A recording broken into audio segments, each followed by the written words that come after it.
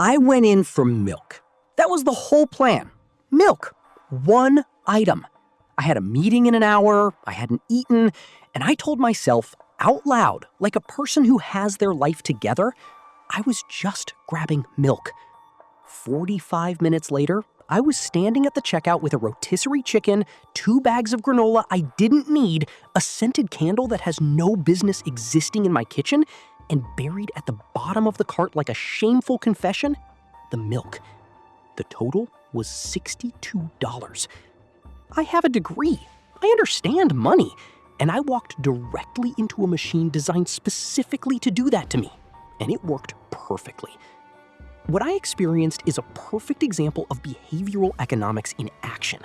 The kind of supermarket psychology that's costing us billions in unplanned purchases every year. The modern supermarket is one of the most precisely engineered psychological environments ever built at scale, and the core design hasn't fundamentally changed in roughly 80 years. Every detail, the width of the aisle, the temperature of the lighting, the exact song playing overhead, was decided by someone whose entire job is making sure you leave with more than you came for.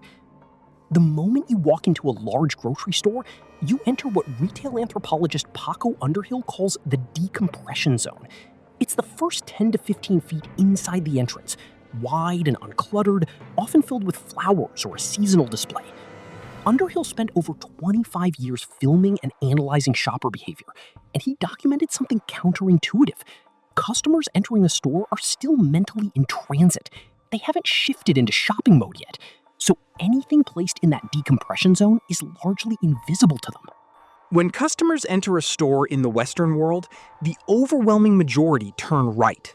It's been documented so consistently across different store formats that Underhill named it the invariant right. The highest margin fresh produce section sits just past the decompression zone to the right, and from there, the layout pulls you in a counterclockwise loop through the whole store. Milk, eggs, bread, the 3 things most people actually run in to buy, are in almost every major supermarket chain at the back, as far from the entrance as architecturally possible. But the placement of everyday essentials is only one layer of the strategy. The deeper you look into supermarket design, the more you realize that stores are not simply places where products are displayed. They are environments carefully engineered to influence movement, attention, and decision-making. Consider the path you take through a store. Most shoppers believe they are navigating freely, choosing where to go based on their needs. In reality, store layouts subtly guide customers along routes that maximize exposure to products. Wide aisles create a feeling of comfort and encourage slower browsing. End cap displays, the products positioned at the ends of aisles, act like billboards inside the store. Research consistently shows that products placed on end caps receive dramatically more attention than identical products located in the middle of an aisle. What's fascinating is that many shoppers interpret these displays as recommendations. If a product is prominently featured, our brains often assume it must be popular, important, or on sale. Sometimes that's true. Sometimes it's simply the result of a manufacturer paying for premium placement. Behavioral economists call this a cognitive shortcut. Rather than evaluating every option individually, the brain relies on signals from the environment to make decisions faster. And supermarkets are filled with those signals. Take pricing, for example. Imagine seeing a product priced at $9.99 instead of $10. Logically, the difference is only 1 cent.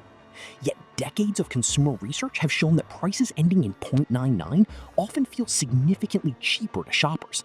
The leftmost digit changes from 10 to 9, and that tiny shift influences perception more than most people realize. Now multiply that effect across thousands of products throughout a store. The result is an environment where small psychological nudges continuously shape purchasing behavior. Another powerful tactic involves product grouping. Notice how stores often place complementary products near one another. Pasta appears near pasta sauce, tortilla chips sit next to salsa, hot dogs are positioned close to buns and condiments. This isn't merely convenience, it's a technique designed to trigger additional purchases. You may have entered the store intending to buy one item, but seeing related products activates new ideas and reminds you of needs you hadn't considered. Retail experts sometimes refer to this as cross-merchandising. The goal is simple: increase the number of decisions that end with an item entering the cart. And here's the remarkable part. Most of these techniques operate below conscious awareness. Very few shoppers walk into a store thinking about aisle design, sensory marketing, shelf positioning, pricing psychology, or cognitive biases. They're thinking about dinner.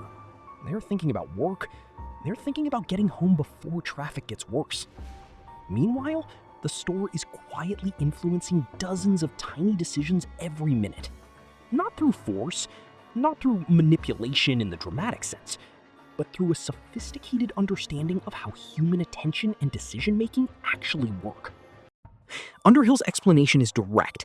Dairy is in the deepest part of the store because almost everyone has dairy on their list, and if you want it, you walk past everything else to reach it. Walk into any grocery store with an in-store bakery and you'll be hit with the smell of warm bread or cookies. Some of that is real baking. A lot of it isn't. The Scent Marketing Institute documented that piping the smell of baking bread through a store's ventilation system tripled bakery department sales. Tripled! A single supermarket chain in Brooklyn called NetCost runs 5 separate scent diffusion machines. The company that sold them those machines, a firm called Scent Air, offers a catalog of 350 synthetic aromas engineered specifically for retail environments. In 1982, a researcher named Ronald Milliman ran an experiment in a US supermarket. He played music at varying tempos on different days. When slow tempo music played, shoppers decelerated and lingered, and total sales increased by 38%. 38% more revenue just from changing the speed of the background music. Every inch of shelf space in a major supermarket is the result of a negotiation. Food manufacturers pay slotting fees, effectively rent for shelf position, and an estimated $50 billion changes hands annually in these arrangements. The premium positions are at eye level. Store brand equivalents are almost always on the bottom shelf, requiring a crouch to reach. The shopping cart was invented in 1937 by a grocery store owner in Oklahoma City named Sylvan Goldman. Carts have since tripled in average size. Martin Lindstrom found that doubling the size of a shopping cart leads shoppers to buy 40% more. And then I picked up the candle at checkout. By the time you arrive at the checkout lane, your mental bandwidth is depleted from 40 minutes of micro decisions. The items at checkout are small, inexpensive compared to what's already in your cart, and placed precisely where you'll stand still for 2 or 3 minutes with nothing else to look at. Daniel Kahneman, who won the Nobel Prize for his work on behavioral economics, would call this predictable irrationality. We're not broken shoppers. We're human beings responding normally to environments designed by experts who understand our psychology better than we do. But here's the thing. Understanding these tactics is the first step to budgeting smarter. Make a list. Use a basket instead of a cart. Shop after you've eaten. And now, every time I walk into a supermarket, I notice the turn I make at the door.